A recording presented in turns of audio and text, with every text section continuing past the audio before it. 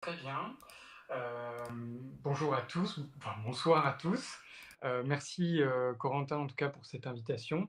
Je suis content de pouvoir participer à ce séminaire. Je trouve que c'est une thématique, super intéressante et qui commence à se développer de plus en plus, dans la recherche et dans la clinique. Donc je suis content de pouvoir participer un petit peu à cette, mouvance, à cette dynamique et j'espère que ce que je vais vous raconter ce soir, va vous intéresser. Donc, moi, je vais présenter mon propos en 3 parties. Une première petite partie, j'essaierai de pas être trop ennuyant sur, quelques définitions. Voilà, on m'a expliqué que c'était à destination aussi de personnes qui ne sont pas psychologues, cette communication. Donc, je vais essayer d'être le plus clair et le plus vulgarisateur possible. Donc c'est important d'avoir il y a des mots que je vais utiliser, je préfère les définir un petit peu au début, pour que vous ne soyez pas perdus. Dans un second temps, je vous présenterai, un cas clinique. J'utilise, le jeu de rôle narratif, c'est comme ça que je l'appelle, en psychothérapie et donc je vais vous présenter un petit peu, l'utilisation que j'en ai fait, dans le cadre d'un accompagnement. Voilà, quels ont été ses intérêts, comment ça s'est passé et puis, dans une troisième partie, j'essaierai de définir, de dégager peut-être quelques spécificités de ce jeu de rôle que j'utilise par rapport, peut-être à des jeux de rôle plus classiques, comme on peut les avoir en tête et comme, on peut les utiliser, en thérapie aujourd'hui et de voir un petit peu, voilà, quelle est la distinction qu'on peut faire entre ces différents outils. Peut-être que j'évoquerai aussi, l'utilisation d'outils plus cliniques. Là, ça parlera peut-être aux psychologues, voilà, d'autres choses que les psychologues peuvent utiliser dans le cadre de leurs accompagnements. Donc voilà, sans plus tarder, je commence avec, quelques points de définition. Je vais vous parler, dans mon propos de médiation thérapeutique. Donc ça peut sembler un petit peu abstrait, en réalité c'est assez simple, hein. Une médiation thérapeutique, c'est le fait d'utiliser un support, une activité, un objet, qu'on va appeler un média, en fait, comme intermédiaire dans la relation thérapeutique. C'est un outil en thérapie qui permet de rejouer des expériences, souvent des expériences précoces, dans la vie du patient et de les transformer afin d'en permettre une assimilation, par exemple. Ça implique, la question du rôle de l'environnement aussi, dans la construction de la subjectivité du patient. Un sujet, il se construit en lien avec son environnement, ses expériences vécues ou ce qui n'a pas pu être vécu aussi, par exemple, un lien sécurisé, un amour inconditionnel, ce genre de choses. Donc c'est aussi la question des carences et de ce qui va manquer. Le jeu de rôle, il a toute sa place dans ce champ, des médiations puisqu'il permet de réactualiser, les vécus à travers leur mise en scène.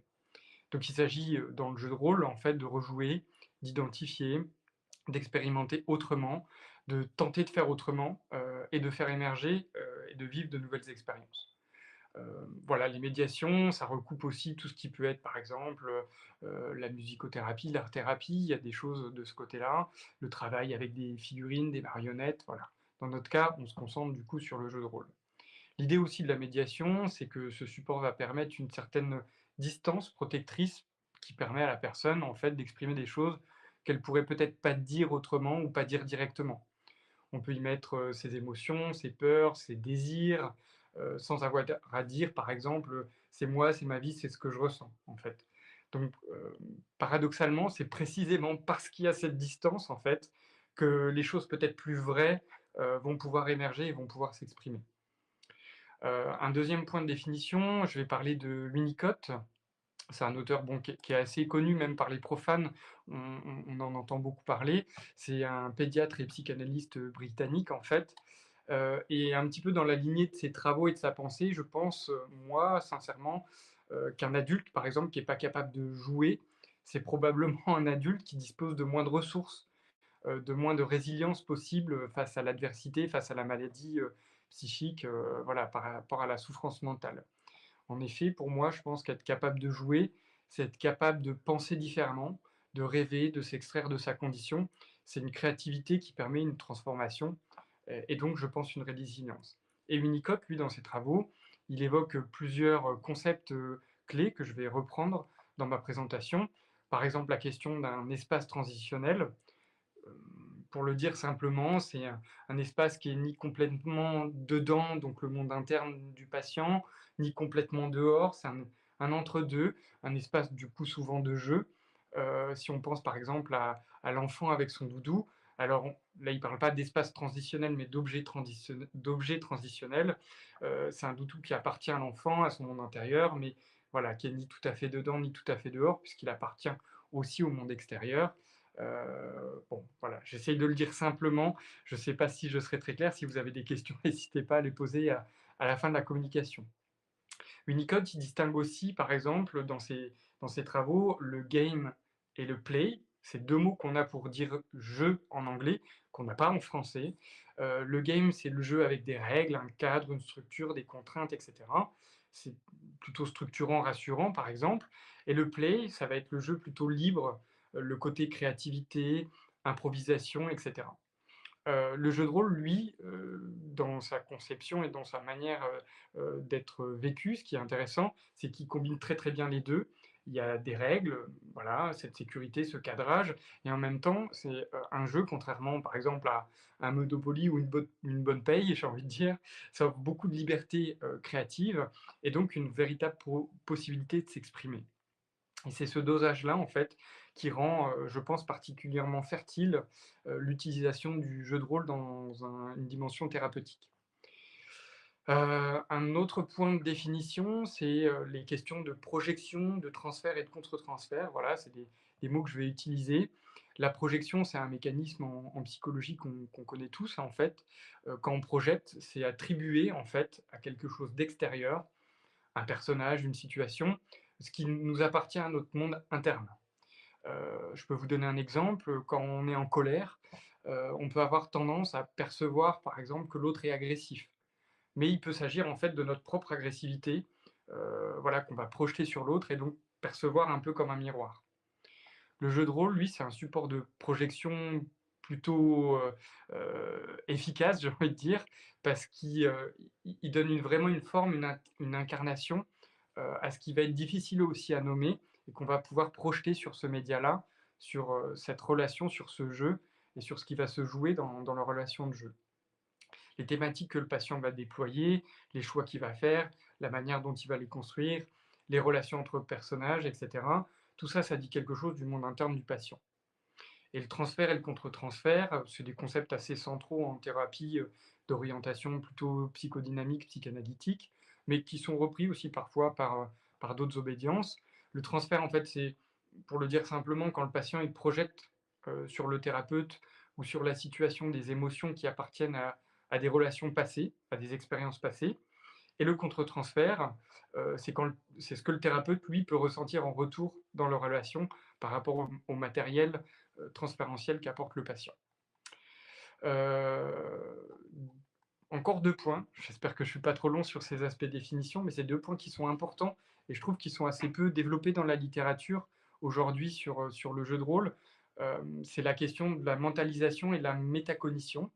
Alors, c'est des mots compliqués, mais c'est des mots qui sont compliqués, mais qui veulent dire des choses assez simples. La mentalisation, c'est la capacité à se représenter ce qui se passe dans la tête des autres, en gros, et aussi dans la nôtre. C'est comprendre que les autres ont des pensées, des émotions, des intentions qui peuvent être différentes des nôtres, et que ça influence, chacun s'influence dans son comportement en fonction de ce qu'on va imaginer, penser, ce qu'on va imaginer, penser de l'autre. Quand vous dites il dit ça parce qu'il est stressé, par exemple, ou elle fait ça parce qu'elle a peur, bah là vous le mentalisez. Bateman et Fonagy, qui sont deux auteurs qui ont travaillé autour de ces questions de mentalisation et qui ont développé notamment la thérapie qui va être centrée sur la mentalisation, euh, ils montrent que beaucoup de souffrances psychiques, notamment les difficultés relationnelles, sont liées à des déficits dans cette capacité à mentaliser. Et ils vont plus loin aussi en évoquant des liens, par exemple, entre le style d'attachement, c'est des modalités relationnelles qu'on développe très tôt dans notre vécu en fonction des relations qu'on va avoir avec notre entourage, avec les figures de soins, les personnes qui vont s'occuper de nous. Ça peut être les parents, mais ça peut être une famille d'accueil, ça peut être d'autres personnes. Et donc, Beckman et Fonagy, ils montrent qu'il y a un lien entre le style d'attachement et le développement de la capacité à mentaliser. Quelqu'un qui mentalise mal, il aura du mal, par exemple, à comprendre pourquoi l'autre agit comme il le fait, en fonction du contexte, etc. La métacognition, Je vais être assez, succinct, c'est la capacité à réfléchir sur ses propres pensées. Vous voyez? C'est pour ça qu'on parle de métacognition, c'est un niveau au-dessus, on pense nos pensées. Voilà, c'est ce qui permet de prendre du recul aussi sur son fonctionnement mental. Donc le jeu, que j'utilise, le jeu de rôle que j'utilise et que je vais vous présenter aujourd'hui, c'est le jeu Pour la Reine. C'est un jeu édité par Force the Story et il sollicite massivement ces 2 processus. Quand on joue un personnage, mais c'est le cas aussi dans d'autres jeux de rôle, mais spécifiquement dans le jeu Pour la Reine, quand on joue un personnage, on doit se demander: «Comment mon personnage y pense? Qu'est-ce qu'il ressent? Comment il va réagir, comment est-ce qu'il va intégrer ce que l'autre apporte, dans la narration, heu, et comment il va réagir par rapport à ça. Donc voilà, d'utiliser ce jeu-là, ça va fortement, mobiliser ces 2 dimensions dans le travail thérapeutique et c'est ce qui en fait, justement un outil particulièrement pertinent à utiliser, je pense, dans ce cadre-là. Voilà, ça me fait penser aussi à des concepts, sur la théorie de l'esprit, par exemple, mais bon, voilà, on reviendra peut-être un peu là-dessus plus tard. Donc ce jeu pour la reine, c'est un jeu de rôle, moi, que j'appelle un jeu de rôle narratif, puisqu'il est centré vraiment sur cette question de la narration. On retrouve peut-être moins de questions d'action, de qu'est-ce qu'on va faire, contrairement à d'autres jeux de rôle plus classiques. C'est ce qui fait qu'il est classé, dans ce qu'on appelle les story games, hein. La distinction peut-être aussi avec d'autres jeux de rôle, c'est qu'ils ne nécessitent pas de plateau, pas de figurines, il n'y a pas besoin d'une grande préparation, voilà, juste des cartes et des joueurs qui sont prêts à se raconter une histoire ensemble, en fait. Pour resituer un peu le contexte de ce jeu, c'est l'histoire, en fait, elle prend racine dans ce speech-là. C'est une reine qui entreprend un voyage long et périlleux, et qui veut négocier une alliance avec une puissance étrangère, éloignée. Et dans la mise en place de ce scénario, il est expliqué qu'elle choisit en fait les personnes qui vont être les joueurs pour l'escorter dans ce voyage. Et la raison qu'elle invoque en fait dans ce choix, c'est qu'elle dit, enfin le scénario il est présenté comme ça, elle nous a choisis car elle sait que nous l'aimons. Donc ça, c'est quelque chose d'emblée que je trouve intéressant aussi dans la thérapie. Ça parle d'amour, ça parle d'alliance, ça parle de voyage, ça parle de danger, de choix, de relation en fait. Et c'est des mots, je trouve, qui résonnent très fort avec la dynamique et la structure même de la thérapie. Donc j'enchaîne peut-être sur ce point-là. Heu, Cette structure du jeu, de la manière dont il va se dérouler, c'est aussi quelque part un peu la structure qu'on peut retrouver dans les différentes étapes d'une psychothérapie. D'abord la rencontre, c'est un peu le début du jeu. Là, dans ce début de jeu, on choisit la reine. Il y a plusieurs images de reines qui sont proposées par le jeu, qui évoquent plusieurs univers et ensemble, on discute, on négocie déjà, un premier cadre, un premier élément du cadre, j'ai envie de dire, et pour choisir quelle reine va être celle qui va représenter la reine de l'histoire qu'on va construire. Ce choix, il en dit déjà beaucoup sur le patient, par exemple. Est-ce qu'il va plutôt s'orienter vers une reine plutôt jeune, plutôt âgée, qui a une apparence plutôt guerrière, plutôt bienveillante, etc. Donc ce moment, il crée déjà une rencontre et il crée aussi les conditions qui vont réunir 2 personnages. Vous voyez? C'est toujours cette question du parallèle aussi avec la psychothérapie. C'est ça, c'est une rencontre qui réunit 2 personnes qui vont apprendre aussi à se découvrir à travers le processus thérapeutique. Charge à nous, voilà, de choisir ici, dans ce jeu, dans cette narration, ce qui a pu nous réunir, avec cette reine et dans cette, quête, j'ai envie de dire. Donc la négociation du cadre et de l'alliance, passe aussi par la négociation de la durée du jeu, supposée en tout cas, un peu au préalable, parce qu'il y a une dynamique, une règle assez spécifique dans ce jeu-là. On sait déjà quelle va être la fin. Il y a une carte qui nous dit déjà: «La reine est attaquée, la défendez-vous», et c'est un petit peu le dénouement, ce qui va amener le dénouement du scénario qu'on va construire avec les autres joueurs et donc avec le patient en thérapie. Et cette carte, on a la liberté de la placer soit au début de la pioche des questions auxquelles on va répondre, soit au milieu, soit à la fin. Et ça aussi, c'est une négociation qui peut avoir lieu du cadre avec le patient, qui va permettre de laisser du pouvoir au patient pour décider comment ça va se passer. En thérapie classique, le cadre, il est souvent plutôt posé, même s'il y a des éléments de négociation, par le thérapeute. Là, je trouve que ça favorise en tout cas l'alliance, la confiance, la construction de ce cadre-là, d'emblée, de pouvoir poser toutes ces questions de comment le jeu va se dérouler et quelles sont les règles qu'on a envie de se poser ensemble. Il y a aussi une carte, X qui est représentée par un X dans le jeu et dans les règles. C'est une carte de sécurité émotionnelle, c'est comme ça qu'elle est appelée. Et en fait, à tout moment, si une question devient trop intrusive, le patient peut décliner cette question-là, la sortir du jeu, choisir de répondre qu'à une partie de la question. Voilà, c'est vraiment, ça amène de la souplesse et de la sécurité dans le jeu. En gros, c'est comme si on disait un peu, ben, tu jamais obligé de répondre, tu gardes le contrôle, il n'y a pas de souci, s'il y a des émotions qui émergent, s'il y a des choses qui sont trop compliquées, s'il y a des choses qui sont trop confrontantes, on peut se permettre de les évacuer, et il n'y a pas de danger la narration qui va pouvoir émerger et les questions qui vont pouvoir être tirées au sort au fur et à mesure du jeu. Et enfin, voilà, il y a aussi cette question de voyage, de co-construction d'histoire, parce qu'à chacun notre tour, on tire du coup des cartes de cette pioche de questions, des cartes comme comment est-ce que vous avez un jour sauvé la vie de la reine, est-ce que vous l'avez déçue, pourquoi, est-ce que ce voyage vous inquiète, quels sont les a priori que vous avez. Voilà, je lis pas texto les questions pour pas trop vous spoiler, mais c'est pour vous donner un peu une idée des questions qu'on va pouvoir rencontrer au fur et à mesure des cartes qu'on va tirer. Donc l'histoire, elle se déploie, elle se co-construit. Chacun notre tour, on répond à ces questions-là. Chacun apporte des éléments. Chacun ajuste sa réponse aussi en fonction des réponses de l'autre. Et ça symbolise quand même un peu une histoire de un chemin, un voyage qu'on va faire ensemble, là encore comme le chemin qu'on peut parcourir ensemble en thérapie. Et qui peut être une exploration avec des dangers, des découvertes, etc. Euh, Contrairement à d'autres jeux de rôle, ça c'est une différence importante, les personnages, leur personnalité, leurs caractéristiques, leur histoire, leur background, et cetera, dans certains jeux de rôle, c'est déjà plus ou moins écrit à l'avance, il y a déjà des choses qui sont définies. Là, ça se crée vraiment au fur et à mesure, on improvise vraiment à partir de ce matériel-là. Et enfin, bah, comme toute thérapie, comme toute relation, il y a aussi une fin, un dénouement, j'ai envie de dire. Et donc ce dénouement, dès le début, on sait qu'il va arriver aussi, comme quand on s'engage dans une thérapie, et il est symbolisé par cette fameuse carte-là, la reine est attaquée, la défendez-vous. Donc le patient, en fait, il vit un peu une expérience condensée, quand on utilise ce jeu-là, de ce qu'est le processus thérapeutique, ou de ce qu'est la dynamique d'une relation, en fait. Et c'est un prélude, voilà, un peu qui peut lui dire, ben, voilà un peu quel va être notre travail, qu'est-ce qu'on va pouvoir expérimenter.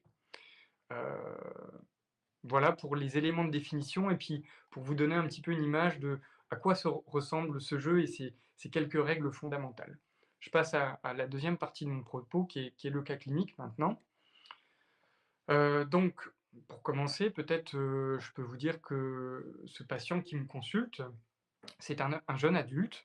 Il me consulte pour la première fois et ce qu'il exprime, c'est d'abord un sentiment de tristesse et de solitude. Il explique qu'il n'a pas vraiment envie d'être là en consultation, mais qu'il s'est plutôt forcé pour venir.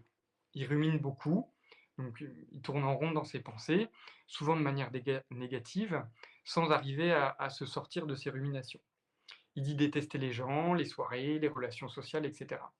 Donc pour lui, un lien avec une autre personne n'a de valeur que si elle est utile, que si la relation lui est utile. Sinon, à quoi bon, en gros.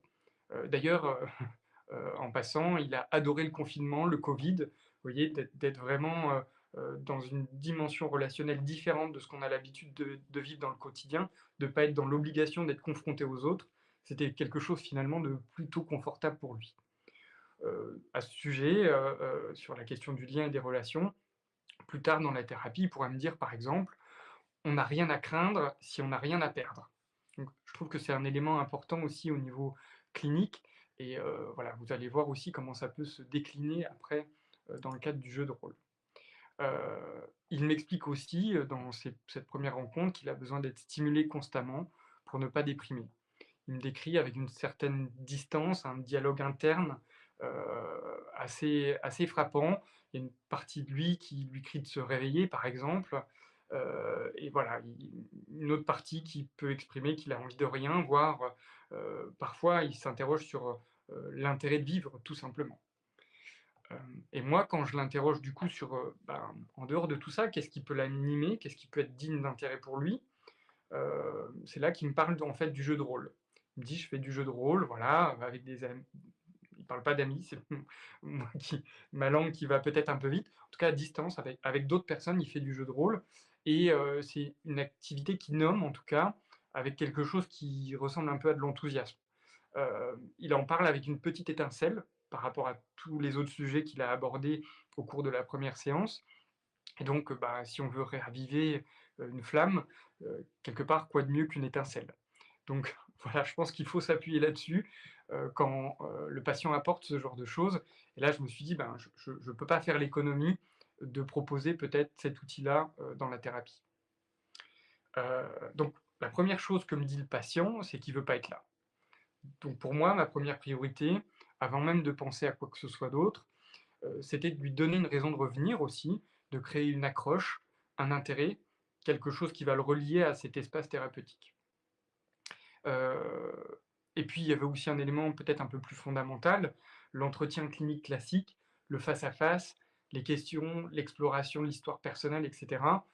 J'ai tout de suite senti que ça pouvait être, risqué, risqué d'être vécu en tout cas comme quelque chose d'intrusif, voire de dangereux. Donc, a fortiori pour quelqu'un qui, rompt un petit peu avec la question du lien, s'asseoir en face d'un inconnu, en face de quelqu'un qu'on connaît pas, qui va vous poser des questions sur votre vécu intime, interne, bon, potentiellement ça peut être assez terrifiant.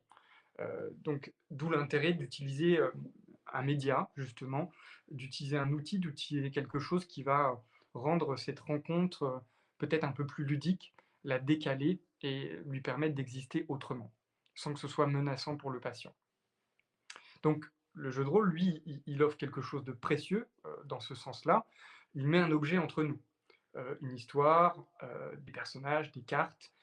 C'est plus juste moi qui regarde le patient et qui lui pose des questions sur sa vie, c'est nous 2 qui regardons ensemble quelque chose de tiers, quelque chose qui va nous permettre du coup de nous rencontrer. J'ai aussi voulu voir, comment il allait se saisir de cette proposition, comment il se positionnerait, ce qu'il ferait avec la liberté que lui offre, le jeu et cet espace de jeu. En l'observant jouer, j'allais apprendre beaucoup sur lui, sans avoir, besoin de lui poser des questions, en tout cas pas des questions directes. Et enfin, ce qui m'a motivé à proposer cet outil-là, c'est que je voulais lui montrer aussi concrètement que le cadre de la thérapie s'adapte à lui et pas l'inverse. C'est pas moi qui lui demande de s'adapter, à la manière dont on peut travailler en thérapie. Heu, voilà, c'est aussi une manière de lui montrer que j'ai entendu ce qu'il m'a dit, que ce qu'il me dit, ça l'intéresse et que je m'intéresse à lui. Donc au niveau de la mise en place de ce jeu-là, voilà, je on convient que la prochaine séance, on va jouer ensemble et on va utiliser ce jeu, pour l'arène. La séance commence donc, cette séance de jeu. Le patient, il est assis en face de moi et avant même qu'on ait sorti la première carte, quelque chose est déjà visible, le patient, il tremble. Je sais pas encore si c'est de l'excitation ou de la peur, probablement un peu des 2, mais sa posture, elle est très fermée, les jambes croisées, les bras croisés, le corps incliné vers l'arrière. C'est une posture de protection.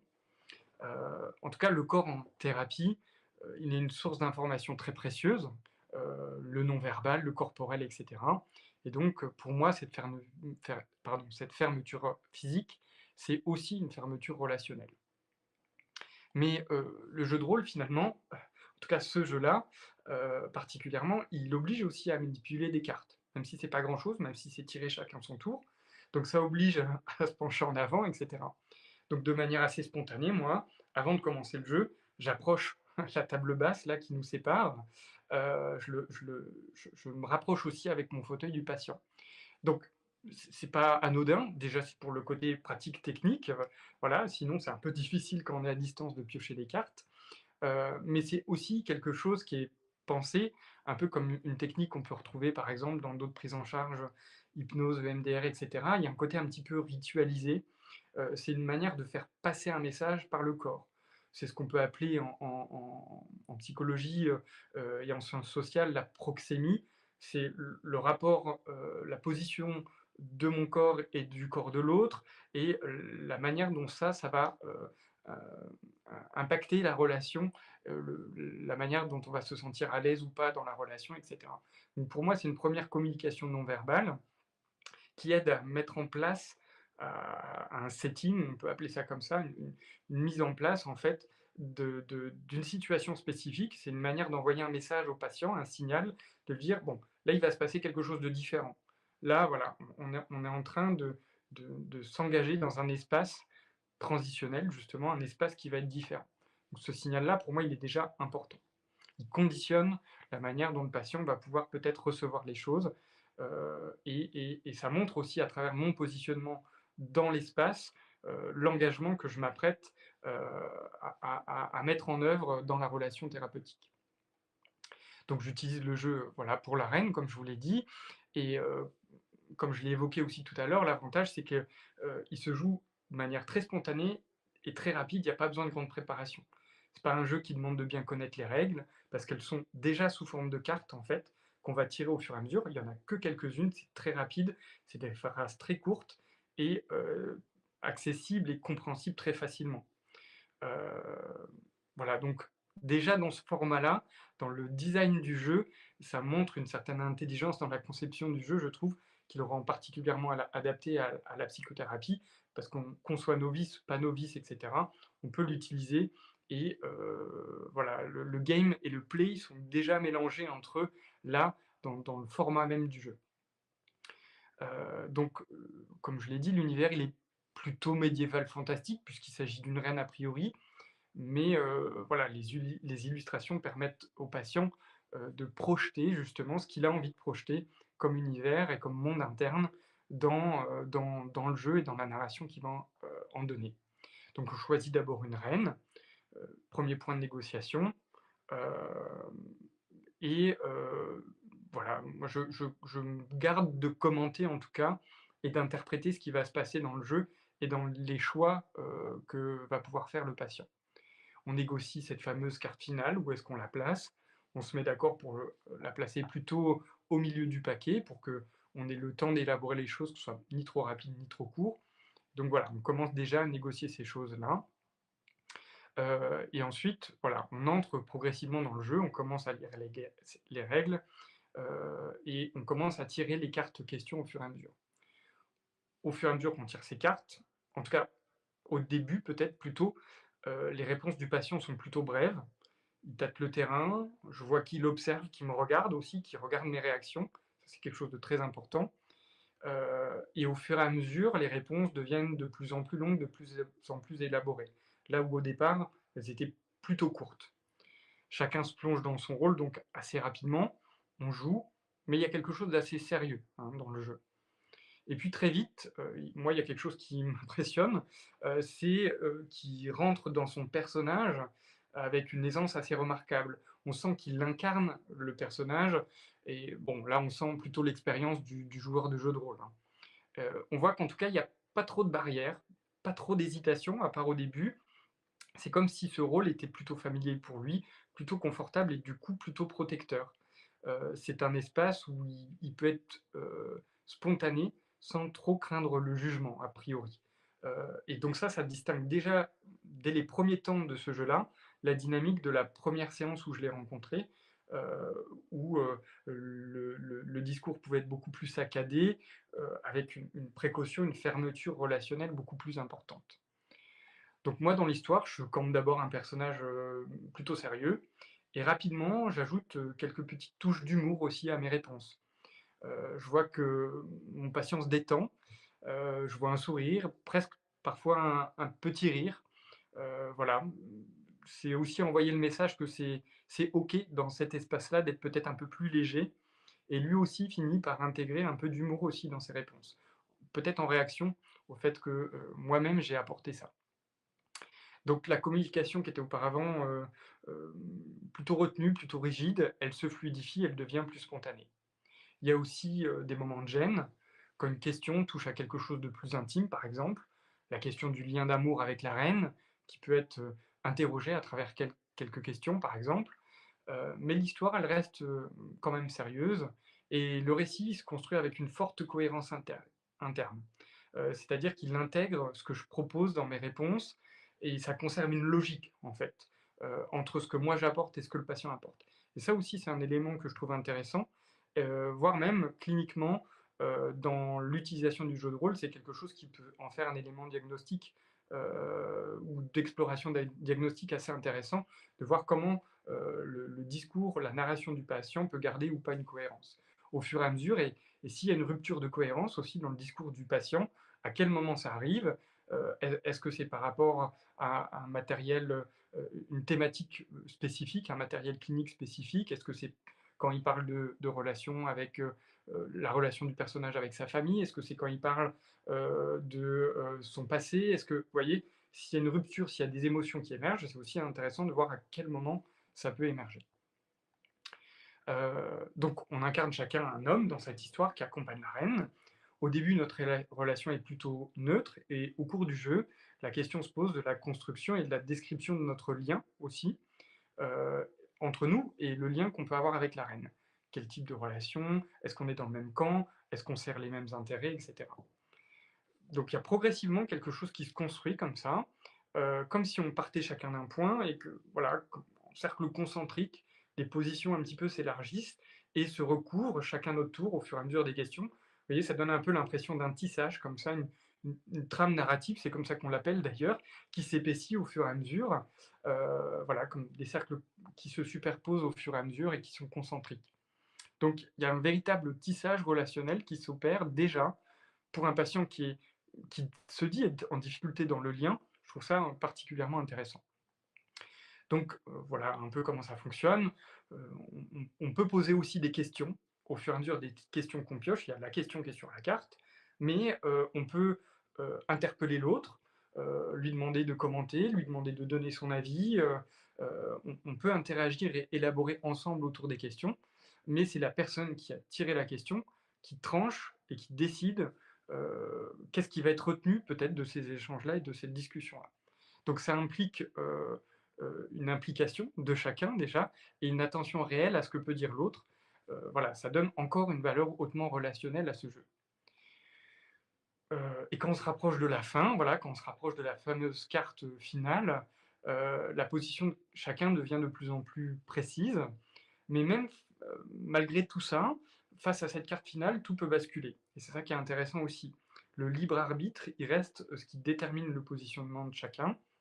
Heu, il y a des émotions, des affects, des valeurs, du désir, et il y a une partie finalement qui est insaisissable, qui demeure, et c'est ce qui rend aussi ce jeu-là intéressant.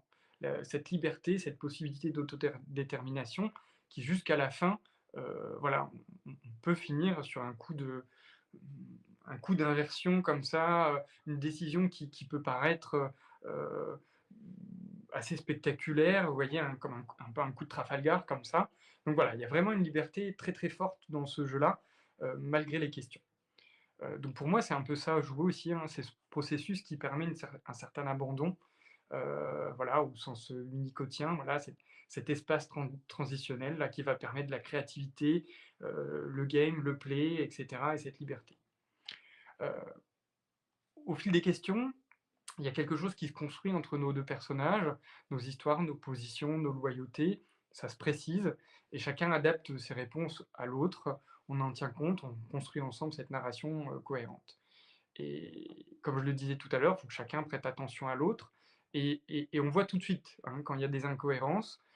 Donc ça implique, comme je le disais tout à l'heure avec les définitions que je vous ai présentées, de mentaliser ensemble. Vraiment d'être attentif à ce que pense l'autre, ce que peut penser l'autre de moi, et cetera, et tous ces processus-là, ils sont vraiment très actifs et à l'œuvre au cours de ce processus de jeu.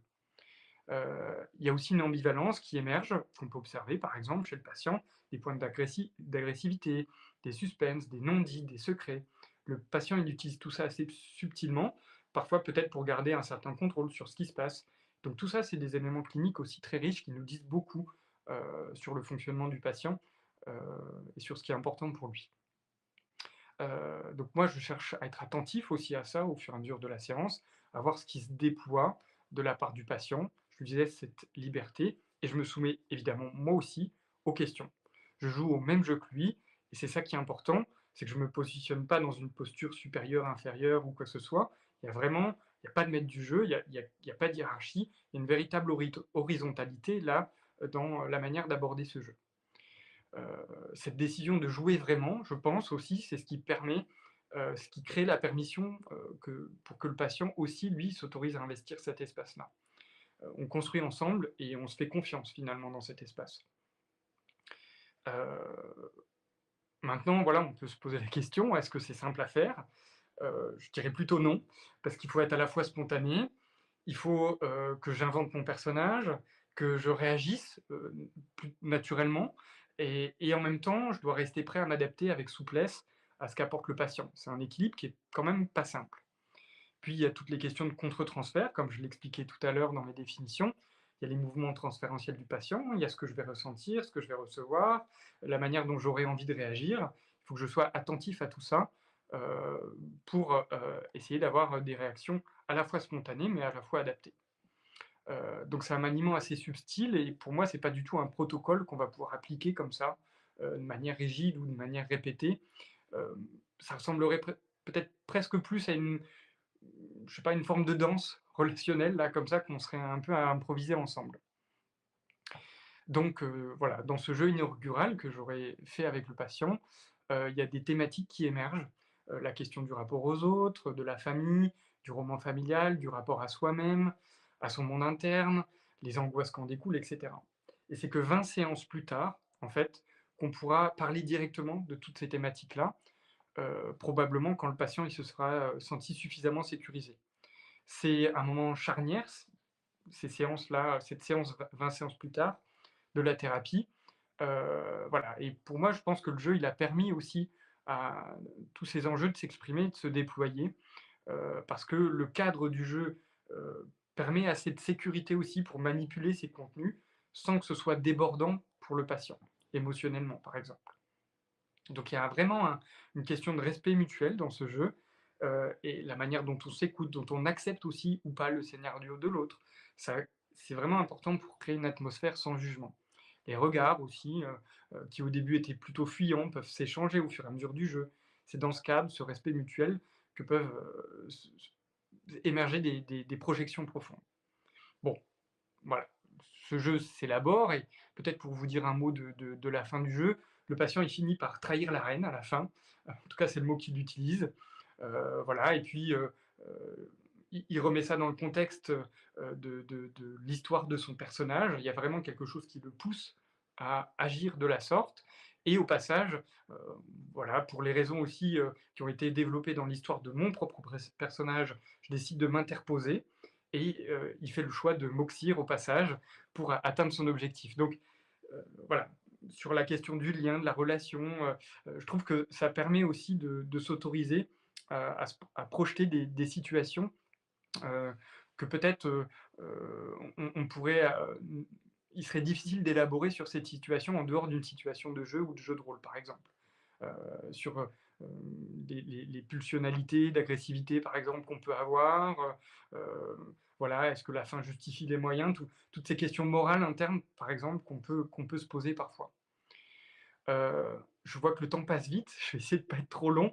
Je vais vous parler maintenant des effets transformateurs que j'ai pu voir, ne serait-ce que sur cette séance de jeu. Heu, c'est vraiment important à noter ici, je trouve. Donc la partie se termine, la reine est attaquée et cetera, chacun a pris sa décision. À l'issue de cette partie, moi j'observe que le corps du patient, il a complètement changé dans sa posture.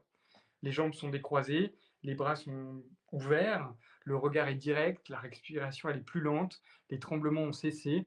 Le patient il occupe physiquement plus d'espace dans l'environnement, dans le fauteuil. Il y a une détente vraiment visible, une présence qui est augmentée. Donc je l'invite moi à ce moment-là à partager sur ce qu'il ressent. Il dit qu'il se sent beaucoup moins stressé qu'au début de la séance, que la consultation lui a plu, et il note lui-même assez spontanément qu'il aurait envie de revenir. Donc là, je me dis: «Waouh!» C'était pas du tout une certitude au départ. Ce patient qui m'avait dit: «J'ai pas envie d'être là», à la fin de la séance, il me dit: «Bah, OK, j'ai envie de revenir». Donc là, je me dis: voilà, mon objectif de vraiment créer une alliance avec ce patient, sur la base de cet outil-là, de ce jeu, voilà, ça a fait son travail et voilà, je suis plutôt content de l'effet qui a pu être obtenu. Donc je referme soigneusement ce livre-là de cette séance-là, comme je l'ai dit, sans l'analyser. On n'interprète pas encore ce qui vient de se passer. On met un signet comme dans un livre, un marque-page là, et la séance, elle se suffit à elle-même. Je lui propose qu'on garde le jeu sous le coude, un peu comme un outil qui serait disponible si on a envie ou besoin, sans obligation dans les séances suivantes. Voilà, un peu comme une bouée sécurisante pour lui. Si dans les échanges plus en face à face, il y a des choses qui sont compliquées, à tout moment, on peut utiliser cet outil-là, vous voyez, qui est mobilisable facilement, rapidement. Ça, on peut faire des parties très courtes en mettant la carte très tôt dans la pile de questions. Et donc voilà, c'est vraiment un outil qui peut être aussi mobilisé dans ce sens-là. Donc les 5 ou 6 séances qui suivent se déroulent sans jeu de rôle, et pourtant quelque chose a changé, je trouve, dans la dynamique relationnelle avec le patient. La structure des séances, elle ressemble à ce qui s'est passé lors de la partie, plutôt une posture fermée au début, une ouverture progressive, une détente, une disponibilité croissante. On voit qu'il y a cette dynamique-là, en fait, comme si le corps et l'esprit avaient mémorisé quelque chose de cette séance, qui avait été expérimenté une fois, et qui pouvait être réutilisé quelque part, redéployé dans les autres séances. Euh, voilà, c'est certainement aussi parce que l'espace a été sécurisant pour lui, que ça n'a pas débordé. Ça crée un précédent, ça laisse certainement une trace, un prélude qui a certainement aussi rendu le travail de suivi possible. Pour moi, cette première séance de jeu, elle a fonctionné comme un catalyseur, un accélérateur un peu du processus. En 1 heure, on a vécu quelque chose qui aurait pu peut-être prendre des mois à construire avec des outils habituels. Donc voilà, 20 séances plus tard, le patient il me parle de ses autres parties de jeu de rôle aussi, enfin pas que 20 séances plus tard, aussi au fur et à mesure des séances qu'on va faire, celles qui jouent en dehors des séances de thérapie, avec, en ligne par exemple. Et là, il est possible, dans ces séances suivantes, sans risque d'effraction, bien plus tard, de faire le lien, de revenir sur notre première séance aussi, sur notre première séance de jeu. C'est ça aussi, travailler le lien, travailler la relation, c'est travailler sur ce qui s'est passé dans le passé et en reparler au présent avec un regard différencié, parce qu'il s'est passé du temps, parce que notre regard a évolué, parce que soi-même on a changé entre ces différentes temporalités. Donc c'est déjà prendre conscience aussi de ce processus-là qui est très intéressant. On peut parler des caractéristiques qu'on retrouve habituellement chez les personnages qu'il va jouer dans d'autres jeux de rôle, les rôles qu'il endosse, les thématiques récurrentes de ses parties, la mort, l'héritage, la famille, les secrets, la culpabilité, le rapport à la morale, au sacrifice, etc. Dans cette réflexion, on cherche également à identifier des patterns, des schémas qui peuvent se reproduire, relationnels ou non, et on va interroger en fait le lien possible entre ses fonctionnements actuels et son histoire et son passé. Voilà. Dans cet après-coup, il révélera par exemple aussi de lui-même qu'il s'est permis dans nos parties d'incarner des rôles, une manière d'être en fait, une manière de jouer qu'il s'était jamais autorisé à jouer avant dans ses autres jeux de rôle. Pourtant, c'est un joueur aguerri qui a fait pas mal de parties, et là, dans cet espace-là, il a pu jouer des rôles qu'il n'avait jamais expérimentés avant. Hein, c'est tout le principe que j'expliquais au début de la médiation thérapeutique, le fait de rejouer ou de jouer des situations soit déjà vécues, soit jamais vécues, de pouvoir en expérimenter quelque chose et d'apprendre à partir de ça sur soi, sur les autres, sur sa manière d'être en relation. C'est un peu tout ça la thérapie, hein, amener progressivement le patient à une posture réflexive, à la capacité de regarder son propre fonctionnement avec un peu de distance, de curiosité, de se laisser surprendre aussi parfois, voilà, sur ce qui peut émerger de soi-même. En tout cas, ce travail de mise en sens, il n'aurait pas pu se faire pendant la première séance. Voilà, le patient il n'en était pas là à ce moment-là, hein. C'est un peu une séance où on a planté une graine qui, 20 séances plus tard, a commencé à pousser, quoi. Euh, voilà, pour moi, cette séance, elle a ouvert quelque chose, en tout cas, et elle a étendu le champ des possibles dans le jeu et aussi progressivement dans la vie réelle du patient, je le pense. Parce qu'en effet, au début du suivi, le patient, enfin, au fur et à mesure du suivi, le patient, il a commencé à créer des liens aussi avec d'autres personnes dans sa vie personnelle. De la même manière où on a pu créer du lien dans cette séance et dans ce jeu. Donc on voit bien que son vécu, il évolue également en dehors de la thérapie, en dehors de l'espace thérapeutique, hein. On est encore sur ce chemin-là, voilà, et on ne sait pas où ça va nous amener, mais c'est une dynamique qui est intéressante, et qu'on vise en tout cas à obtenir aussi en thérapie. Peut-être sur ce cas clinique, je vais conclure sur ce qui me semblait être un peu la ligne directrice de tout ce que j'ai partagé avec vous là. C'est pas le jeu en lui-même, je pense, qui fait la thérapie. C'est pas la mécanique, c'est pas les cartes, c'est pas les illustrations, la qualité, la rédaction des questions. Le jeu en soi, il soigne pas tout seul. C'est un outil, c'est un support, c'est un média. Pour moi, c'est vraiment la rencontre que le jeu a permis, qui a rendu ce moment thérapeutique. Le jeu, pour la reine là, il a été dans ce cas précis un média, pour créer une alliance solide avec un patient qui croyait plus au lien. Il a offert un espace de sécurité dans lequel les thématiques inconscientes ont pu émerger, se déployer sans être trop menaçantes. Il a permis à ce patient d'explorer son monde intérieur, ses peurs, ses désirs, ses modalités relationnelles, sans être submergé. Il est probable que mon implication en tant que thérapeute dans le jeu ait favorisé l'établissement de cette alliance thérapeutique, pas comme observateur, pas comme, voilà, j'étais impliqué, pas comme un administrateur d'un test, d'une évaluation, mais comme un joueur, quelque chose qui s'est construit avec le patient, pas devant, pas derrière, mais à côté de lui. Cette implication authentique, pour moi, je pense qu'elle est vraiment importante, mais c'est aussi une décision qu'il faut prendre en tant que thérapeute, d'être prêt se risquer à sa propre créativité, à se laisser surprendre aussi par le patient.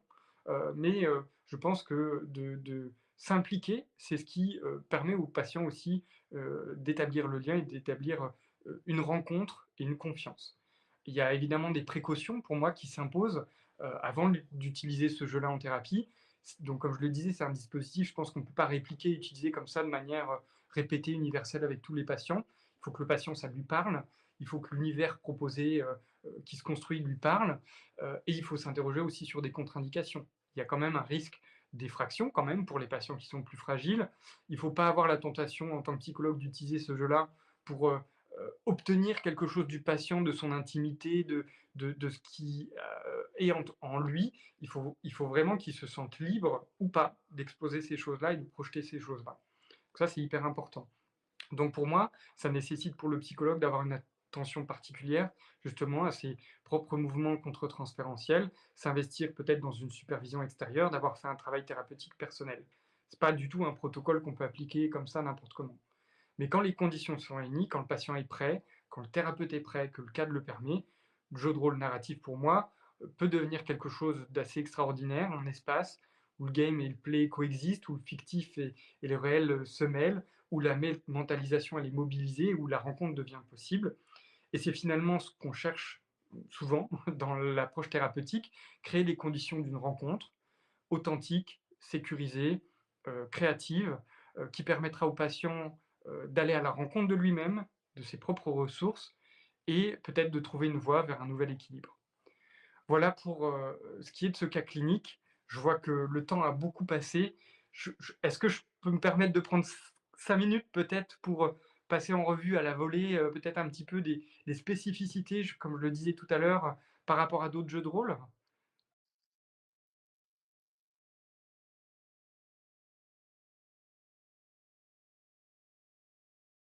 Alors, je prends 2 minutes et après on peut échanger. Heu, pour moi, il y a pas mal de spécificités, hein. La rapidité d'utilisation, le format un peu one shot, le monde qui est pas préétabli, le dispositif de sécurité émotionnelle avec la carte X, même si on retrouve ça peut-être, on m'a expliqué le concept de ligne et de voile en jeu de rôle et cetera. On peut retrouver aussi une sécurité émotionnelle là-dedans, mais là, c'est vraiment un outil très sécurisant, le fait qu'il y ait que cette carte X qui existe. Il y a une dimension émotionnelle qui est peut-être plus marquée parce que les questions apportées par les cartes qu'on va tirer sont vraiment parfois plus intimes et axées beaucoup sur l'aspect relationnel. Et donc ça, c'est peut-être aussi ce qui le distingue d'autres jeux de rôle parce que on va travailler autour de cette question du lien et on va accéder à des dimensions dans le travail beaucoup plus spontanément, comme les questions d'attachement, de loyauté, de conflit, d'ambivalence, etc. Hein, une question comme pourquoi aimes-tu la reine ou pourquoi la reine t'aime, pardon. C'est vraiment, ça vient mobiliser ces dimensions-là dans la thérapie. La fin qui est déjà connue aussi, c'est quelque chose d'assez spécifique. L'absence de maître du jeu, l'horizontalité du dispositif, comme j'en ai parlé, voilà, toute cette construction, ce choix du cadre, le choix de l'arène, et cetera, qui se fait ensemble. Il n'y a pas quelqu'un qui élabore toute l'histoire et la trame narrative comme le maître du jeu au préalable. C'est une improvisation qui se fait vraiment au fil de l'eau.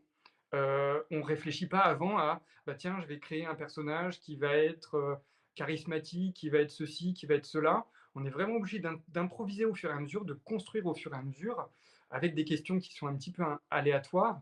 Et ça, je trouve que ça mobilise vraiment aussi une dimension imaginaire. Ça mobilise très fort, comme je le disais tout à l'heure, la mentalisation, la métacognition, etc. Tout cet aspect narratif, voilà, ça nous éloigne aussi de l'aspect jeter un dé, de l'aspect action. Vous voyez, en jeu de rôle, c'est souvent des situations où on va se dire: «Est-ce qu'on attaque, le groupe de gobelins? Est-ce qu'on choisit de prendre l'objet ou pas?» Il y a vraiment quelque chose qui est peut-être plus centré sur l'action, là où dans le jeu de rôle narrative, on va être vraiment, éloigné de cette question de résolution d'une situation et d'être vraiment dans quelque chose d'une construction relationnelle. Voilà, c'est un truc qu'on peut utiliser en individuel, en groupe, je le verrais bien particulièrement avec des fratries, voilà, mais ça, je laisse place peut-être un peu aux questions. Si en Allons-y. Voilà, merci Hugo. Oh, je crois qu'on m'entend pas. Je sais pas si on m'entend. Euh, je sais pas si on m'entend, vous me direz. Si c'est pas le cas, en tout cas, je vais me contenter de reprendre les questions. Si, nickel, super, très bien, merci. Alors, merci pour cette présentation extrêmement intéressante, extrêmement riche, c'est-à-dire qu'il y avait beaucoup d'éléments à la fois sur la question de la présentation et comment articuler le jeu de rôle à une conceptualisation psychodynamique Mmh. qui m'a beaucoup intéressé, et puis aussi sur les éléments cliniques. Alors, évidemment, il y avait beaucoup de choses, j'ai trouvé que c'était bien présenté, mais du coup ça éveille la curiosité, on a envie d'en savoir plus sur évidemment les données cliniques, quoi. Mais bon, on pourra peut-être pas s'aventurer jusque-là. Je propose de reprendre deux questions et puis d'essayer d'y répondre pour qu'on ne prenne pas trop de retard, pour qu'on ne prenne Mmh. pas trop de retard dans notre soirée. Alors là, j'en avais une sous les yeux tout à l'heure. C'était, bah voilà. Donc, on parle de jouer en thérapie. Est-ce que ça reste un jeu du coup, et est-ce que le patient il s'exprime sur le fait qu'il est en thérapie? Est-ce qu'il y a une communication méta? C'est Arviek qui nous pose cette question. C'est une bonne question. Je pense que ça dépend pas mal de comment c'est amené et de comment le thérapeute va s'impliquer justement dans le jeu. Je pense que si on se dit c'est un outil, comme je le disais tout à l'heure, qui va nous permettre d'obtenir des éléments du patient et que le patient il sent qu'on n'est pas impliqué, ou alors que, je sais pas, on campe un personnage préétabli qu'on a déjà utilisé dans d'autres séances ou dans l'utilisation de ce jeu-là, ça va se ressentir et à ce moment-là, oui, on n'est plus dans le jeu. Par contre, si on s'implique vraiment et que on est investi, là, oui, je pense que vraiment c'est du jeu. D'ailleurs, même en tant que thérapeute, on prend plaisir hein, à jouer. Et ça, c'est aussi important parce que ça ramène cette dimension de plaisir dans la thérapie. Et je pense que c'est peut-être d'ailleurs quelque chose qui a été important pour ce patient et pour d'autres, parce que c'est un outil que j'ai déjà utilisé aussi avec d'autres patients. Je pense que la dimension du plaisir de se dire waouh, je viens en thérapie, en fait, on peut passer un moment sympa, bah, c'est important. Ça peut donner envie de revenir, par exemple. C'est doublement. Enfin, je trouve que c'est particulièrement. C'est une question qui amène plein de réflexions parce que c'est vrai que en fonction en fait des représentations qu'on a de la psychothérapie et voire même du psychothérapeute qu'on peut rencontrer, la place du jeu n'est pas la même en fait partout. C'est-à-dire qu'effectivement dans une lignée winnicottienne, il y a l'idée que en fait le jeu est thérapeutique ou en tout cas l'activité de jeu, l'activité du play pour être plus précis. Bien que la question du game soit fondamentale parce que c'est celle qui est garante aussi de la sécurité du cadre et donc celle qui est garante aussi de la pertinence aussi de l'expression dans le play. Mais c'est vrai que dans une approche psychodynamique unicotienne à plus forte raison, le jeu, en fait, a déjà une dimension transformatrice, en fait, déjà une potentialité transformatrice. Et donc, c'est important que le jeu reste un jeu. Alors que dans d'autres approches, on va utiliser le jeu plutôt comme, bah, en fait, on va d'une certaine manière, transformer le jeu en quelque chose qu'il n'est pas, dans le sens où il doit toucher à un but, il doit toucher à une fin. Là où le jeu tel qu'il est pensé chez Unicode, c'est le jeu libre, le jeu sans but, le jeu pour le jeu. Ouais.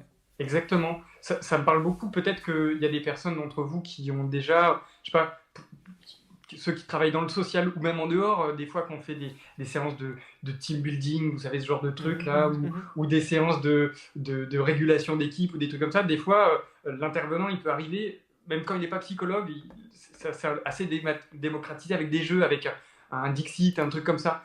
Et alors, des fois, ça prend pas du tout, parce que la personne, elle vient pas avec cette idée de jouer, justement, et il y a quelque chose d'assez hermétique, les gens savent très bien et comprennent très bien ce qu'on veut en faire, quand on vient avec un Dixit, et ils n'ont pas envie de collaborer, et des fois c'est pas ni le lieu ni l'espace d'ailleurs.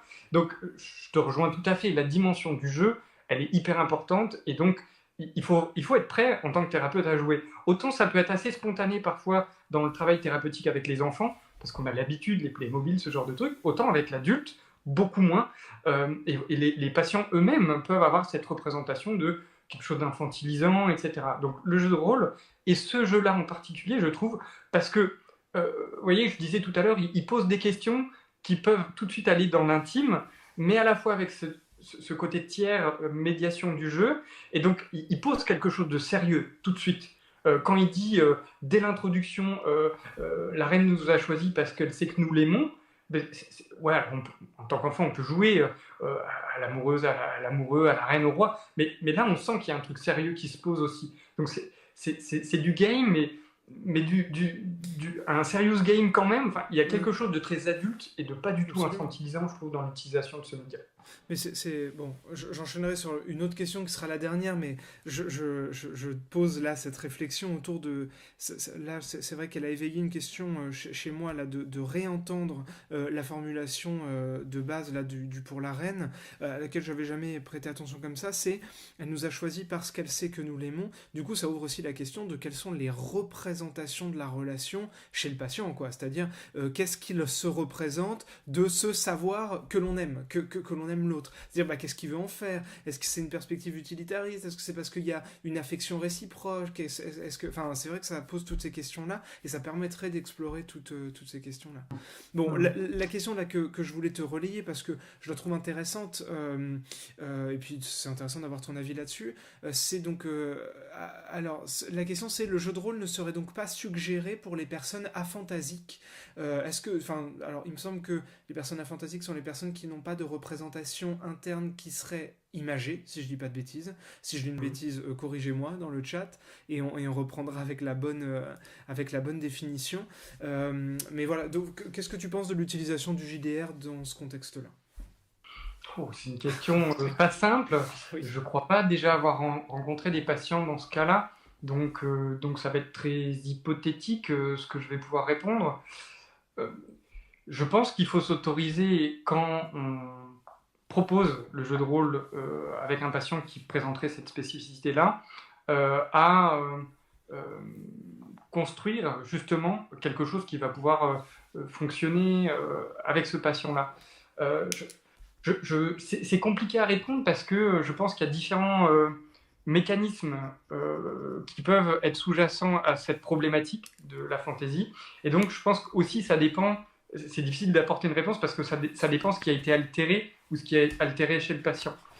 Et en fonction du type d'altération, je pense qu'on peut apporter des aménagements du cadre de jeu à différents niveaux qui vont permettre quand même d'utiliser le jeu. Est-ce que sur certains jeux de rôle, il y aura besoin justement d'utiliser un support peut-être plus imagé, plus matériel?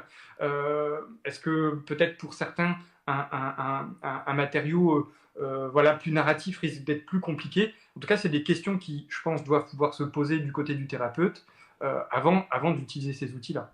Voilà. Mais je suis pas un expert de la question, donc voilà, je n'irai pas plus en profondeur, mais ça pourrait être un axe de travail très intéressant à creuser.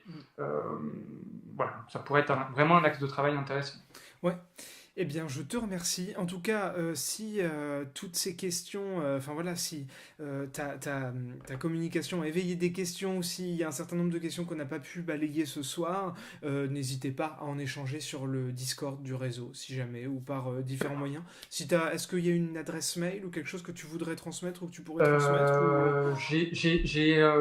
Il y a une adresse mail sur mon site internet. Si vous cherchez mon nom, mon Ok, prénom, Hugo Varnusson, ok, il y aura une adresse mail. N'hésitez pas à m'adresser les questions que vous avez éventuellement par mail. super. Alors, je ne sais pas si je pourrais répondre à toutes, et si j'aurai le temps de répondre à toutes, ça dépendra aussi du nombre de questions. Mais le Discord, c'est vrai que je ne suis même pas sûr que je sois inscrit sur le Discord. Ben, C'est il n'y a le... pas de Je vais problème. penser, je te remercie. Non, il n'y a aucun souci. Et s'il y a des questions, en tout cas, n'hésite pas à me les relayer. Ouais, J'essaierai bah voilà. de commencer à passer sur le Discord et à voir ce qu'il en est pour échanger avec vous sur tout ça, Pas avec de plaisir. problème. Bon bah super, très bien. Mais écoute, je te remercie pour ta présentation vraiment très très intéressante et qui éveille vraiment beaucoup de questions et qui fait aussi, qui rappelle que un jeu comme le Pour l'Arène, qui est très simple, très aussi, alors pas facile à exercer mais, ou à pratiquer, mais en tout cas facile à lancer, à mettre en place, c'est vraiment, c'est un super jeu et un jeu extrêmement porteur quoi, avec Voilà, beaucoup de ouais. potentiel en thérapie. Ouais, super. Bon bah je Tout te à fait. remercie du coup.